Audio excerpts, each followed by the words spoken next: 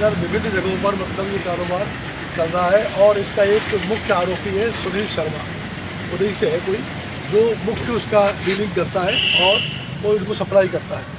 और ये बेचने वाले जो लड़के हैं जो छोटे डिस्ट्रीब्यूटर मतलब जो सप्लायर हैं, उन्होंने आजकल नया धंधा पकड़ लिया कि घर जाओगे तो पुलिस पकड़ लेगी या कोई आ जाएगा। उन्होंने मोटरसाइकिल उठाई और अपनी जेब में पुड़िया रख लेते हैं और वो पुड़ियाओं को उनके ग्राहक चिन्हित हैं, उनको मालूम है, वो वही जा कर के उनको वो दियाते हैं होम डिलीवरी।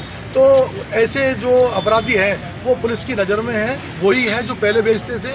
तो उन लोगों को पकड़ा जाए और उनको बंद किया जाए। और जिस तरह से एक अपराधी के साथ सलूक किया जाता है उनके साथ वही सलूक किया जाए कि उनके हाथ पैर तोड़े जाएं, उनको ऐसी धाराएं लगाई जाएं ताकि कम से कम 6 महीने तक उनकी जमानत ना हो। और जो आदतन जो पीने वाले हैं, जो इसमें कुछ इस्तेमाल करके जो बीमार हो रहे हैं, ऐसे लोगों को जो है क्या नाम से अपने नशा मुक्ति केंद्र के अंदर उनको डाला जाए ताकि वो सुधर के आएँ और उनकी जान बच सके। तो ये हम आपसे मांग करते हैं कि इन बातों पर। और दूसरा छोटा सा आपसे निवेदन ये हो रहा है कि हम पुलिस पर हमने कभी भी एलिगेशन वगैरह नहीं लगाए हैं, लेकिन जो चंद दिनों पहले जो उस थाने के अंदर उदय मोड़ पर जो वो लड़कों के साथ में जो बदतमीजी हुई है, तो उसकी हम निंदा करते हैं और उसके खिलाफ थोड़ा सा एक्शन भी लिया जाए सर, ताकि जो बच्चे इसमें आपकी हेल्प कर रहे हैं, जैसे मैं भी हेल्प कर रहा हूँ, अगर मुझे ही बंद कर दिया तो फिर मैं क्यों हेल्प करने लगा। तो जो बच्चे हेल्प कर रहे हैं और जी उस दिन एक्चुअल में 2 बच्चे 3 बच्चे को लेके गए थे किसी को, ये स्नैक बेचता है, उसके साथ कोई मारपीट इन्होंने ज़्यादा करी थी, करी इसमें कुछ मारपीट की थी।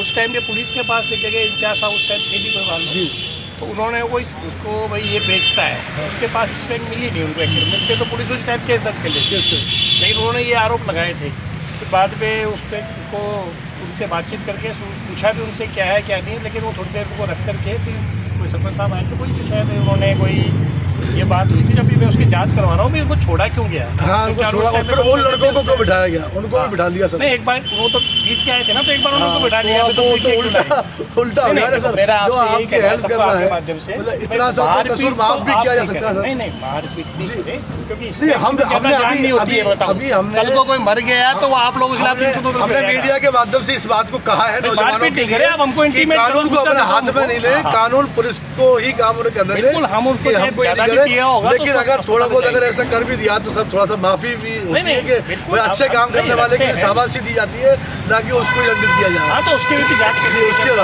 का विषय है कि हाँ ऐसा नहीं होना चाहिए, ताकि पुलिस पे विश्वास है। हम बिल्कुल एनडीपीएस में प्रभावी कार्रवाई कर भी रहे हैं, हम पहले से भी हमारे आंकड़े हो जाता है और हम लगातार कर रहे हैं। आईजी साहब का, एसपी साहब का हमको निर्देश यही है कि बिल्कुल नशा यहाँ से खत्म होना चाहिए।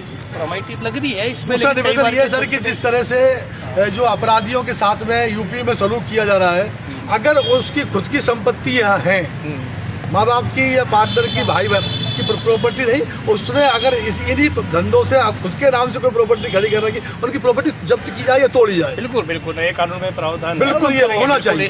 ये तो नहीं कि परिवार के साथ रहते हो, भाई बहनों की प्रॉपर्टी, बाप की प्रॉपर्टी, वो नहीं, उसने अगर इन्हीं चीज़ों से पैसे कमा करके वो प्रॉपर्टी खड़ी की है तो पुलिस जब्त करे उनको या उनको तोड़े।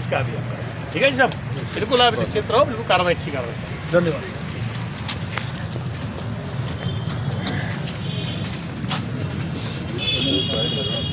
Totem, please.